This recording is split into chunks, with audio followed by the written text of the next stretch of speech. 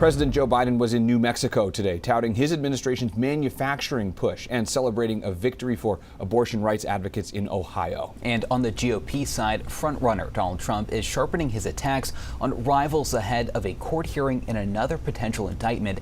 NBC's Alice Barr has the latest.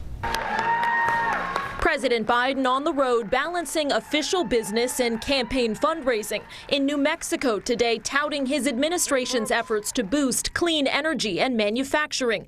As he continues his Western tour, the president celebrating a win in the Midwest, where Ohio voters soundly defeated a ballot measure turned proxy war over abortion rights. The Republican-led proposal would have made it more difficult to amend the state's constitution. In the Constitution, we should have a higher standard. It came ahead of a separate November vote aimed at enshrining abortion rights protections that some top Republicans acknowledged they wanted to block.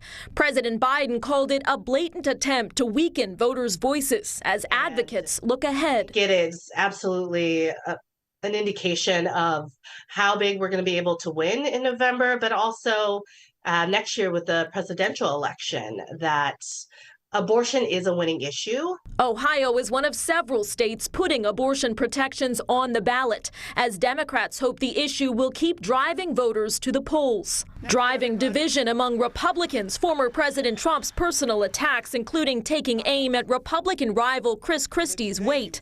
The former New Jersey governor and one-time Trump ally stepping up his sharp criticism on several fronts. This has got to do with the character of who we want behind the desk in the Oval Office. Former President Trump responding to news that the special counsel investigating him obtained a search warrant for his Twitter account back in January.